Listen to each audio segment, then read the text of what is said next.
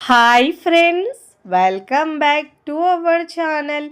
ఈరోజు మన కిచెన్లో చాలా టేస్టీగా కమ్మగా ఉండే బెంగళూరులోని ఎంతో ఫేమస్ అయిన 2 రకాల దోశ రెసిపీస్ని ఎలా చేయాలో చూపించబోతున్నానండి.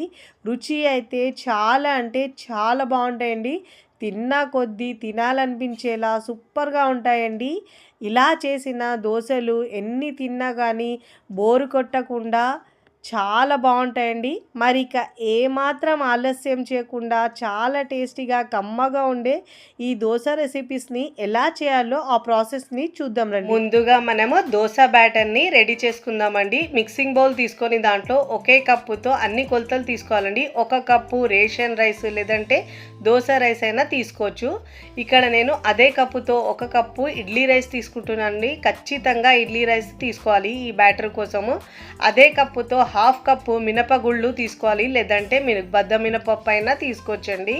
ఇక్కడ నేను 2 టేబుల్ స్పూన్ల శనగపప్పు తీసుకోవాలండి.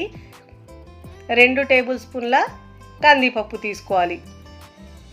చాలా టేస్టీగా వస్తుందండి దోశ ఇలా తీసుకుంటే. మనము కలర్ కూడా చాలా మంచిగా వస్తుందండి. మీరు కావాలంటే దీంట్లో 1/2 టీ స్పూన్ మెంతులైనా వేసుకోవచ్చండి. నేనైతే ఇక్కడ మెంతులు వేయట్లేదండి. ఇప్పుడు అదే కప్పుతో 1/2 కప్పు అటుకులు తీసుకోవాలండి. కొలతలు మళ్ళీ రిపీట్ చేస్తున్నాను చూడండి.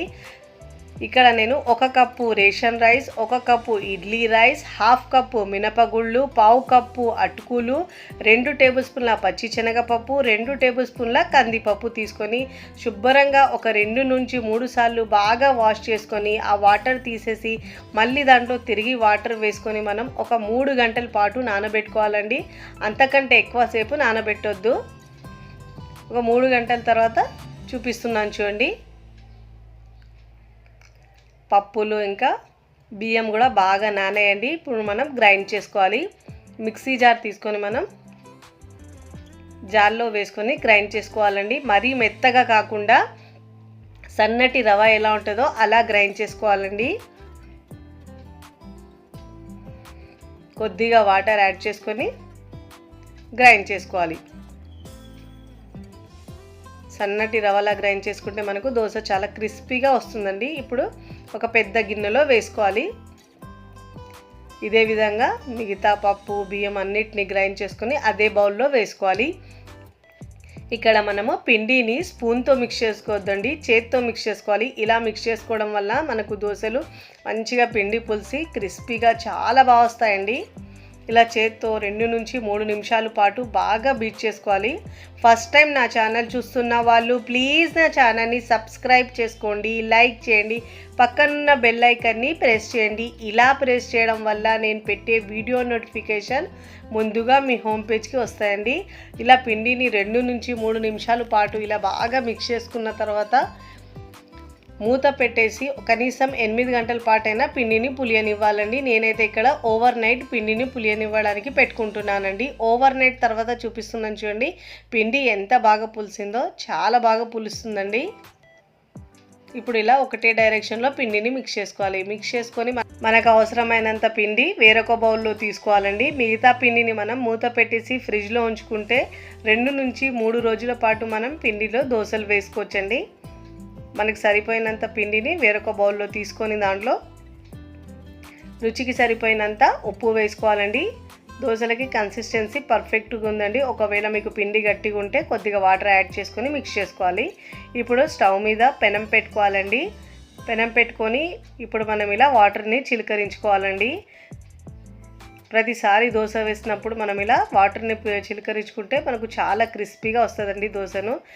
ఇలా వాటర్ చిలకరించిన తర్వాత టిష్యూ పేపర్ లేదంటే క్లాత్తో తుడుచుకోవాలండి. ఇలా బాగా తుడుచుకున్న తర్వాత 2 నుంచి 3 గరిటెలు పిండి వేసి పల్చగా స్ప్రెడ్ చేసుకోవాలండి. వీలైనంత వరకు పల్చగా, మీకు కావాల్సినంత పల్చగా స్ప్రెడ్ చేసుకోవాలండి. ఇలా పల్చగా స్ప్రెడ్ చేసుకున్న తర్వాత ఒక 1/2 టీ స్పూన్ దాకా ఆయిల్ వేసుకోవాలండి. ఆయిల్ వేసుకున్న తర్వాత ఇక్కడ నేను ఘీ కారాన్ని స్ప్రెడ్ చేసుకుంటున్నానండి. ఒక 2 టీ స్పూన్ల నెయ్యి తీసుకొని దాంట్లో 1 టీ స్పూన్ కారం వేసుకోవాలండి. వేసుకొని ఇలా మిక్స్ చేసుకొని పెట్టుకుంటే చాలా టేస్టీగా కమ్మగా ఉంటుందండి దోశ. అన్ని వైపుల్లో ఈక్వల్గా ఇలా పెట్టుకోవాలండి. ఇలా అప్లై చేసుకున్న తర్వాత మీడియం ఫ్లేమ్లో మంట నుంచి మంచిగా క్రిస్పీగా కాల్చుకోవాలండి. ఇలా క్రిస్పీగా కాలే వరకు దోశను మంచిగా క్రిస్పీగా కాల్చుకున్న తర్వాత ఫోల్డ్ చేసుకోవాలండి. అన్ని వైపులో ఈక్వల్గా మంచిగా కాల్చుకోవాలి ఎర్రగా. చూడండి ఇలా క్రిస్పీగా కాలిన తర్వాత ఇప్పుడు ఇలా ఫోల్డ్ చేసి ప్లేట్లో తీసుకోవాలండి. ఎంత మంచి రంగు వచ్చిందో, చూస్తేనే తినాలనిపించేలా చాలా టేస్టీగా చాలా క్రిస్పీగా వస్తుందండి. ఇప్పుడు ప్లేట్లోకి తీసుకోవాలి. ప్రతిసారి దోశ వేసినప్పుడు ఇలా వాటర్ చిలకరించి టిష్యూ పేపర్తో లేదంటే క్లాత్తో తుడుచుకోవాలండి. అప్పుడే మనకు చాలా క్రిస్పీగా వస్తాయండి దోశలు. ఇప్పుడు ఇదే విధంగా 2 గరిటెలు పిండి వేసుకొని పల్చగా స్ప్రెడ్ చేసుకోవాలండి. కాస్త పైన తడి ఆరిన తర్వాత ఒక 1/2 టీ స్పూన్ దాకా ఆయిల్ వేసుకోవాలండి. మళ్ళీ ఇలా నెయ్యి కారాన్ని అప్లై చేసుకోవాలండి. ఈ కమ్మగా ఉంటుందండి ఈ కారం అయితే, టేస్ట్ చాలా చాలా బాగుంటుందండి. అన్ని వైపుల్లో ఈక్వల్గా స్ప్రెడ్ చేసుకోవాలండి. నెయ్యి ఫ్లేవర్తో చాలా టేస్టీగా ఉంటుందండి. దోశ అయితే క్రిస్పీగా సూపర్గా ఉంటుందండి. మంచిగా రంగు వచ్చే వరకు ఫ్రై చేసుకోవాలి. అన్ని వైపులో ఈక్వల్గా కాల్చుకోవాలండి దోశను అయితే. ఇలా క్రిస్పీగా కాలిన తర్వాత ఫోల్డ్ చేసుకొని ప్లేట్లోకి తీసుకోవాలి. ఇదే విధంగా అన్ని దోశలను 1 బై 1 వేసుకొని ప్లేట్లోకి తీసుకోవాలి.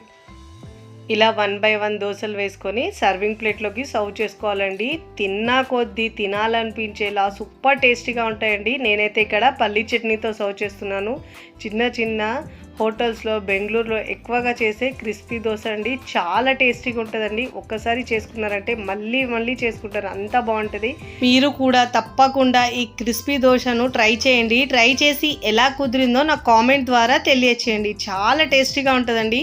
మన సెకండ్ రెసిపీ వచ్చేసి హెల్దీగా ఉప్మా దోశని ఎలా చేయాలో చూద్దాం రండి. ముందుగా ఇక్కడ నేను ఒక మిక్సింగ్ బౌల్ తీసుకున్నానండి. దాంట్లో 1 కప్పు మినపగుళ్ళు తీసుకోవాలండి. దీని ప్లేస్లో మీరు బద్ద మినపప్పు అయినా తీసుకోవచ్చు.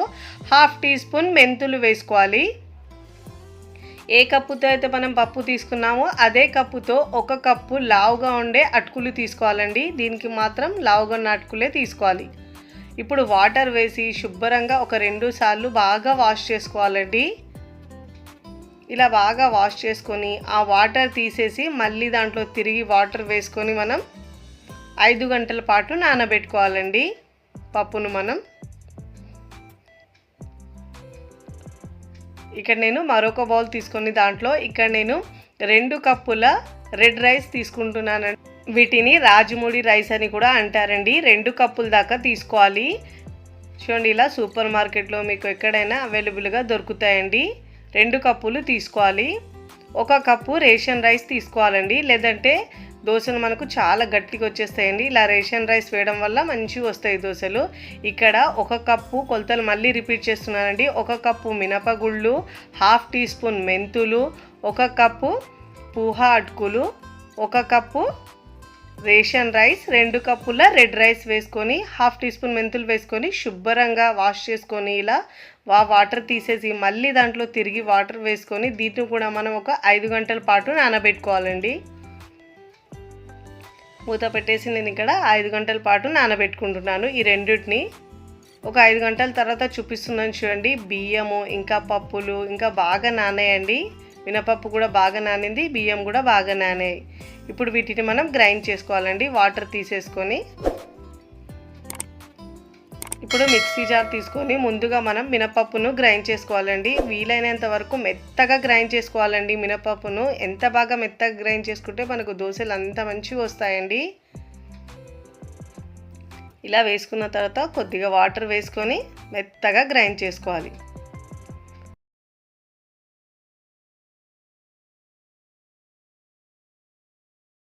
ఇలా మెత్తగా గ్రైండ్ చేసుకున్న తర్వాత ఒక గిన్నెలోకి తీసుకోవాలి. చూడండి ఇలా గిన్నెలో తీసుకున్న తర్వాత ఇదే మిక్సీ జార్లో బియ్యంను కూడా వేసుకొని గ్రైండ్ చేసుకోవాలండి. బియ్యంని మరీ మెత్తగా కాకుండా కాస్త సన్నటి రవ ఎలా ఉంటుందో అలా గ్రైండ్ చేసుకోవాలండి. ఇలా వేసుకున్న తర్వాత కొద్దిగా వాటర్ వేసుకొని అవసరం పడితే మళ్ళీ వాటర్ వేసుకోవాలండి. లేకుంటే పిండి గట్టిగా అయిపోతుంది. బాగా వాటర్ అడ్జస్ట్ చేసుకుంటూ వేసుకుంటూ గ్రైండ్ చేసుకోవాలి. చూడండి ఇలా కాస్త రవ్వలా గ్రైండ్ చేసుకోవాలి. ఇలా గ్రైండ్ చేసుకున్న తర్వాత ముందుగా గ్రైండ్ చేసుకున్న మినప్పిండిలో వేసుకోవాలి. ఇలా బియ్యం వేసుకున్న తర్వాత ఇదే విధంగా మిగతా పిండిని కూడా గ్రైండ్ చేసుకొని తీసుకోవాలి. ఇదే బౌల్లోకి వేసుకోవాలి. ఇలా వేసుకొని మనం స్పూన్తో మిక్స్ చేద్దండి. ఇలా చేత్తో మిక్స్ చేసుకుంటే మనకు పిండి బాగా ఫర్మెంట్ అయ్యి దోశలు అయితే చాలా బాగా వస్తుందండి. ఇడ్లీ పిండి అయినా దోశ పిండి అయినా దేనికైనా మనం ఇలా చేత్తో మిక్స్ చేసుకోవాలి. చేత్తో మిక్స్ చేసుకుంటే మనకు పిండి బాగా ఫర్మెంట్ అయ్యి చాలా టేస్టీగా వస్తాయండి. దోశలైనా ఇడ్లీలైనా 2 నుంచి 3 నిమిషాల పాటు ఇలా బాగా మిక్స్ చేసుకోవాలి. పిండిని ఎంత బాగా మిక్స్ చేసుకుంటే మనకు దోశలు అంత బాగా వస్తాయండి. ఇలా బాగా మిక్స్ చేసుకోవాలి.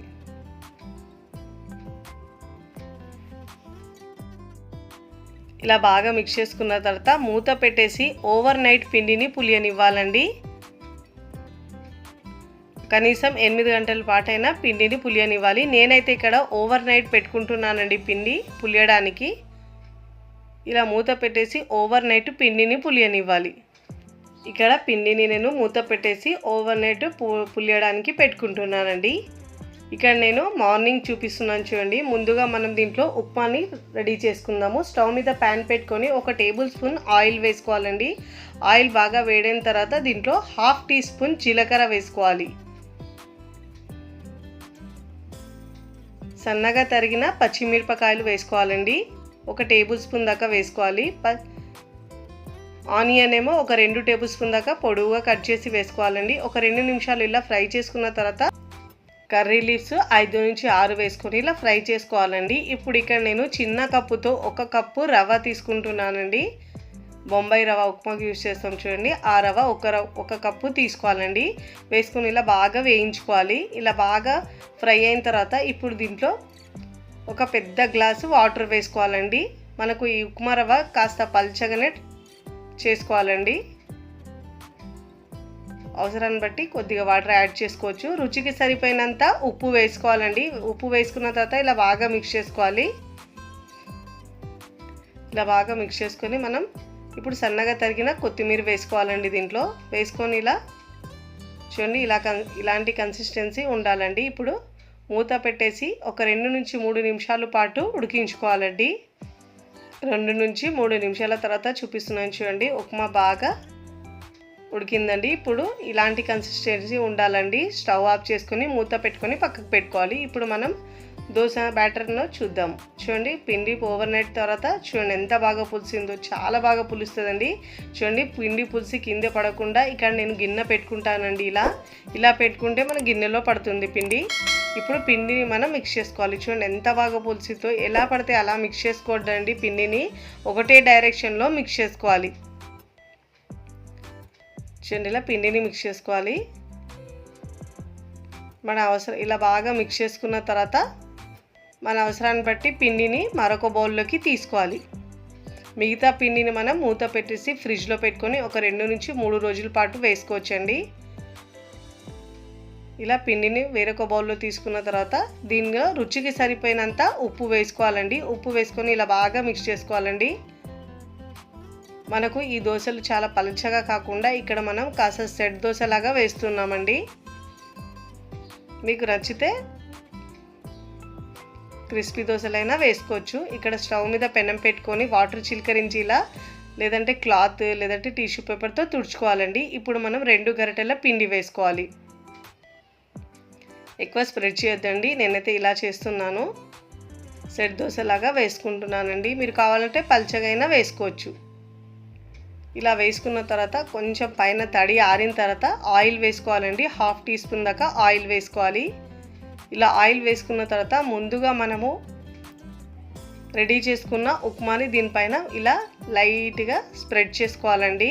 మరీ ఎక్కువ వేయద్దు. ఇలా పల్చగా స్ప్రెడ్ చేసుకోవాలి. చాలా టేస్టీగా ఉంటుందండి. చట్నీ అవసరం కూడా ఉండదండి. అంత టేస్టీగా ఉంటుందండి. పిల్లలు అయితే చాలా ఇష్టంగా తింటారండి. మళ్ళీ మళ్ళీ చేయమంటారు. అంత రుచికరంగా చాలా బాగుంటుంది. బ్రేక్ఫాస్ట్లో లంచ్లో అయినా కట్టచ్చు మీరు పిల్లలకైతే. చూడండి ఇలా బాగా కింద కలర్ వచ్చిన తర్వాత ఇప్పుడు ప్లేట్లోకి తీసుకోవాలి. చాలా టేస్టీగా ఉంటుందండి ఈ దోశ అయితే. చాలా ఫేమస్గా ఆంటీ చేసే దోశ అండి. ఇప్పుడు ప్లేట్లోకి తీసుకోవాలి.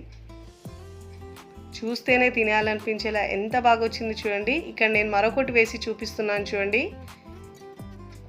ఇలా ప్రతిసారి మనం దోశ వేసినప్పుడు ఇలా వాటర్ చిలకరించి దోశ వేసుకుంటే దోశ మంచి క్రిస్పీగా చాలా బాగా వస్తుందండి. ఇప్పుడు 1/2 టీ స్పూన్ ఆయిల్ వేసుకోవాలి. ఇప్పుడు పల్చగా ఉప్మా స్ప్రెడ్ చేసుకోవాలండి. ఇలా ఉప్మా వేసుకొని దోశ చేస్తే చాలా టేస్టీగా ఉంటుందండి. పైన క్రిస్పీగా లోపల సాఫ్ట్గా చాలా బాగుంటుంది. ఇలా ఈక్వల్గా స్ప్రెడ్ చేసుకోవాలి. చేసుకున్న తర్వాత మంచిగా కలర్ వచ్చిన తర్వాత ఇప్పుడు ప్లేట్లోకి తీసుకోవాలి. ఫ్లేమ్ని మీడియం టు హై ఫ్లేమ్లో అడ్జస్ట్ చేసుకుంటూ దోశను వేసుకోవాలండి. ఇదే విధంగా అన్ని దోశలను వేసుకొని ప్లేట్లోకి తీసుకోవాలి. ఇక్కడ నేను సర్వింగ్ ప్లేట్లోకి సర్వ్ చేస్తున్నానండి. తిన్నా కొద్దీ తినాలనిపించేలా సూపర్ టేస్టీగా ఉంటుందండి. పిల్లలు పెద్దలు కూడా చాలా ఇష్టంగా తింటారండి. ఒక్కసారి మీరు ట్రై చేయండి, మళ్ళీ మళ్ళీ ఇదే విధంగా చేసుకుంటారండి. అంత రుచికరంగా ఉంటుందండి. చాలా వేడిగా ఉందండి. వేడి మీద తింటే సూపర్ టేస్టీగా ఉంటుందండి. ఎప్పుడు ఒకే రకం దోశలు కాకుండా ఇలా హెల్తీగా ట్రై చేయండి, చాలా బాగుంటుందండి. చట్నీ కూడా అవసరం ఉండదండి, అలానే తినేస్తారు. మీరు కూడా ట్రై చేసి ఎలా కుదిరిందో నాకు కామెంట్ ద్వారా తెలియచేయండి. వీడియో నచ్చితే లైక్ చేయండి, ఫ్రెండ్స్ ఫ్యామిలీకి షేర్ చేయండి. మరికొన్ని టేస్టీ సింపుల్ క్విక్ రెసిపీస్ కోసం టీ కిచెన్ని సబ్స్క్రైబ్ చేసుకోండి. Thanks for watching.